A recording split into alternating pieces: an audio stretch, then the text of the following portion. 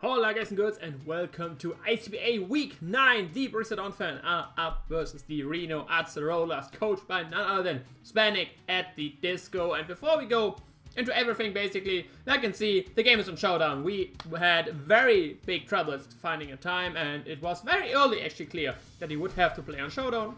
That's why I don't have a team channel this time, so no one to shout out there. I don't have a guy who recorded me, so no one to shout out there. So I can only shout out you guys for going out with me, or going with me for a season, not going out with me. I mean, if you want to, you can of course go out with me, but so far no one asked. I don't know why. I have no hair. I don't know what I can do. Either way, going back into the match. Yeah, it's a showdown. No gender, no shout out at the beginning of the match, basically. But for the history of the match, like you of course know, we are currently 8 and no, not 8. We lost 2. This is week 9, so we have to be 6 and 2. There we go.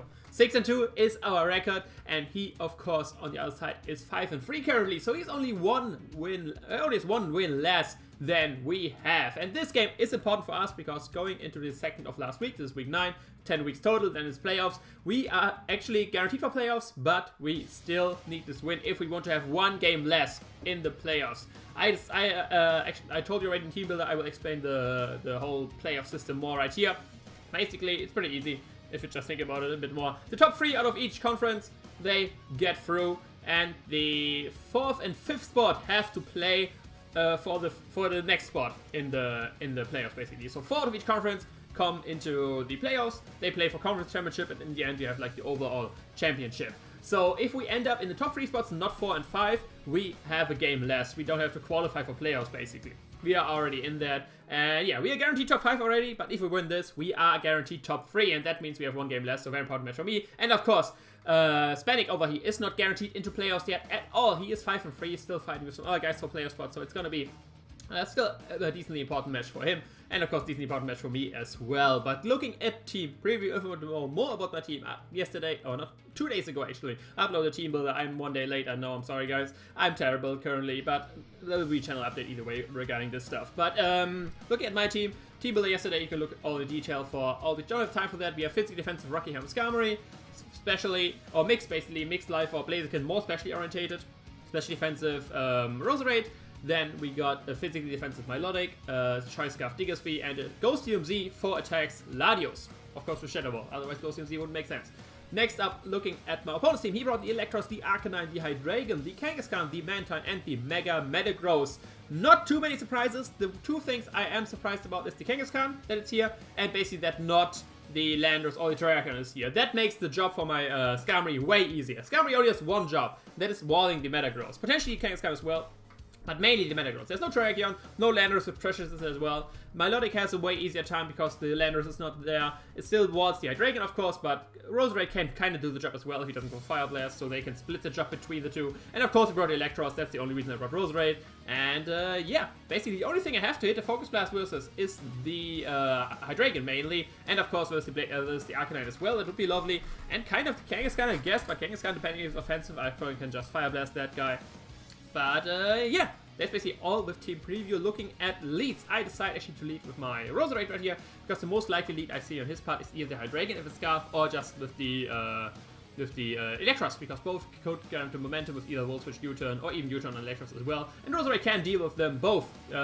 Synthesizing on the, I would just synthesis on the Hydreigon to scout if he goes for Draco or Fire Blast and stuff like that, what the set is. And if he leads the Electros, I can straight go for Spike or Sludge Bomb or Giga Drain, whatever I like. So let's click the play button and see what happens. He does indeed lead with his Electros. So let me do the speed a little bit lower so I can commentate. He doesn't need Electros, so I just decide to go for a Spike right here. He hard switched actually into his Arcanine. I get a Spike up early, which is nice. I do switch right here into my Milotic, predicting the Fire attack, of course. Milotic doesn't really care, it's physically defensive. He does go for Overheat and misses right here, which, yeah, I mean, like you see, next turn he goes for Overheat again. I don't know why he goes for Overheat again, actually. I was pretty confused. I don't know if he expected me to double out either way, but like you can see, did 80%, so the miss didn't really matter too much. And I actually go for Toxic right here because I was thinking to switch out into his Mantine, which would be an awesome switch right here. And I will go for double Toxic right here. Now thinking that the final go into Mantine, he's at -2, but he pops a Z Crystal. I got, what damn it, what is this? It's Gigavolt Havoc. He is physical. Like from this damage, from the overheat, I already knew that he has no special attack investment, but I thought he was like defensive, like physically defensive Arcanine with no special attack investment. But it seems he was actually physical with Wild Charge.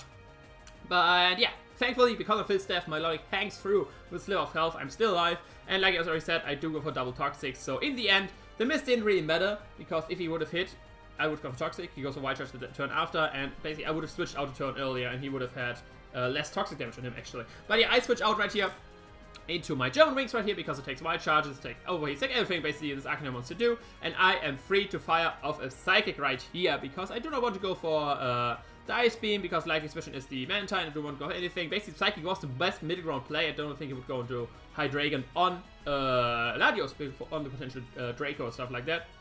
He does go into his Kangaskhan, and from the damage and the leftovers, I can assume that this is a specially defensive Kangaskhan. I'm gonna hard switch out right here into my Roserade because if he's not offensive, he can basically not deal with my Roserade. The other thing he could not deal with as well is the Skarmory, but I don't want to pull him the Fire Blast or Fire Punch, something like that, because Skarmory I still need at 100% health for the Metagross, so that's why I decided to go into my Roserade right here, potentially getting up with Spikes, potentially getting some Slash Bomb, stuff like that. I do decide just go for the Slash Bomb right here, taking the switch out into Arcanine to get a Wish into that, but he does just stay in.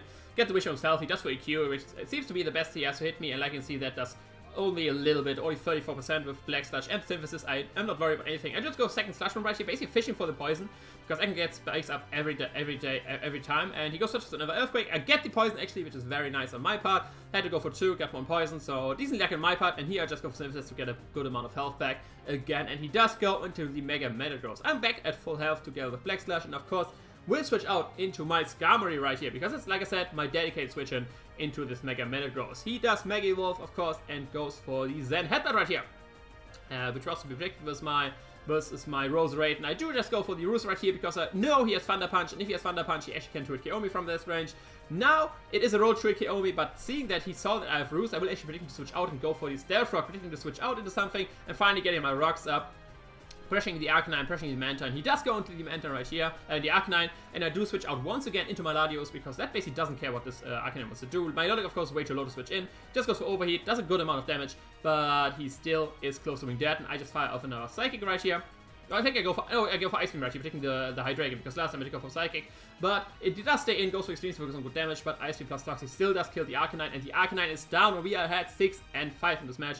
He once again goes into his Kangaskhan, and I have a very easy switch into that, like I mentioned. Oh no, this time, actually, I want to pull the offensive switch into Diggersby, because I don't want to go back into my Roserade, and then predicting that going into the Mega Metagross and stuff like that. So I did actually go into my Diggersby, because he's not offensive, and he apparently doesn't have Frustration, because he did keep going for Earthquake versus my Roserade. I decided to go into my Diggersby, which can take any hit and kill this from this range, and he has no good Frustration switch in. The only Frustration switch he has is Mega Metagross, and with the hazards up, that thing takes too much damage from both, and I do just kill the Kangaskhan right here, giving us a nice lead, and he does go into the Hydreigon right here, thinking maybe probably Scarf, because I might be Scarf, and I don't really switch that in. I do go into my Roserade right here. He does miss the Draco, so another miss on my end. I did go into Roserade because, of course, it's special defensive, can take any hit. If it goes with Fire Blast, that gives me a free switch into my Blaziken. And Blaziken, looking at his team right now, just basically sweeps if I hit a Focus Blast versus the Hydreigon. And I do go into the Roserade right here, just click the Sludge Bomb right here. He does go into Mega Metagross, and basically, like you can see again, this miss didn't really matter, because if it would have hit the Draco, I would have gone for Synthesis, and he would have still gotten the free switch to Mega Metagross. So he got a free switch either way, so it's annoying hacks, of course. I don't know if he would have played much differently, but how the game currently is going, they're not mattering too much. Like the double Toxic, basically I gained a turn which I didn't use, and here I gained a turn which I didn't use as well, because he predicted well.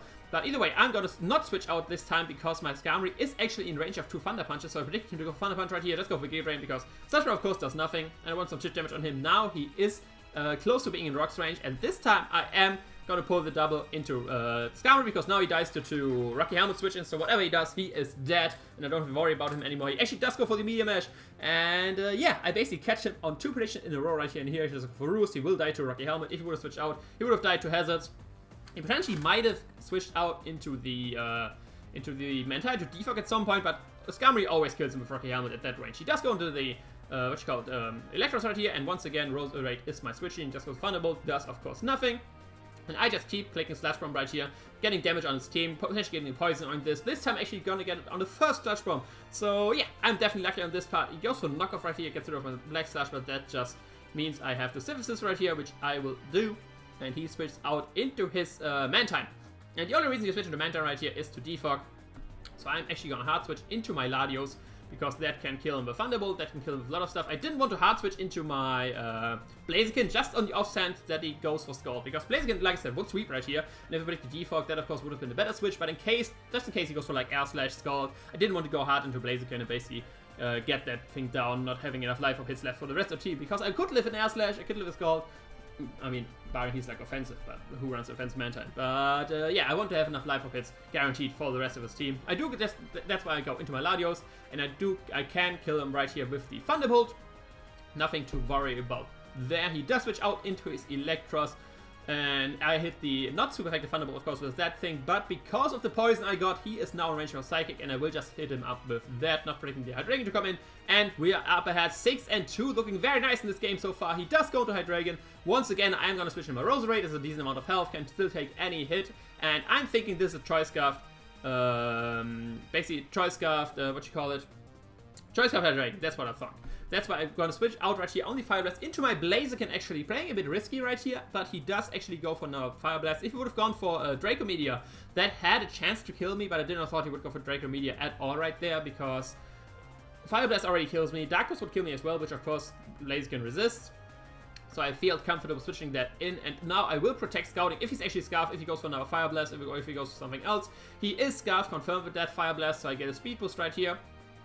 So, and I get a Navigator Speed Boost on a Fire Blast, and now I just have to hit the Focus Blast. He does miss the Fire Blast though, so it's the third miss for old Spanik right here. I do hit my Focus Blast though, and now it's just a Mantine left. A Mantine, of course, like I said, from my EVs and from my Life Up and my EVs, I talked about in Team Builder, this is guaranteed KO with the Thunder Punch, and this is the 6-0 win, actually, for the Borussia Donphan over the Reno Acerolas. We got 6-0 in this league before, now we get our 6-0 back, and this means we are guaranteed in the top 3 of this league. Doesn't matter what happens in the last game, and that is very nice.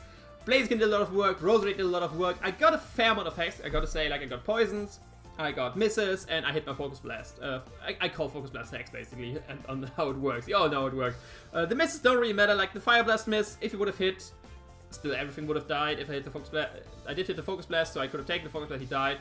Like I said, the overheat miss, he did go for overheat again for some reason, so that didn't matter as well. And the Draco miss just still gave him a free switch to Mega Metagross. So they're not that big. The poisons were kind of bigger, I want to say.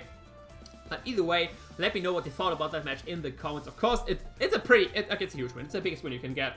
I think, actually, it's my first 6-0 in the real league. I think I got 6-0s before in tournaments, but in draft league tournaments, but I do not got a 6-0 before in the real league. So that is something I can check on my book right now, getting 6-0 in the league, so that is very nice. Definitely check out Spanik, his links are in the description, and he's the only link in the description, because there's no one to shout out. So yeah, shout out to you guys once again for supporting me throughout the season, and next week we are gonna be against Techno Strike and his, don't let me lie, what is his team? God damn it, it's Techno.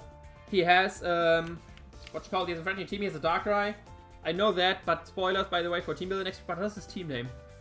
What is his team name? Carolina Pantherians. I think that's it. Pantherians from Nanospherian. Carolina Pantherians. I think that's it. It might be. It's definitely something with CRR at the beginning, because that's his aberration on the dog. Carolina Pantherians. I'm pretty sure it's that. If not, I mean, I'm sorry, Techno. But that's all for this upload. I hope you did enjoy. If you did, leave a like, comment, subscribe. You know the deal. Hit me on Twitter, Facebook. All the links are in the description. And I will see you another time. Ciao.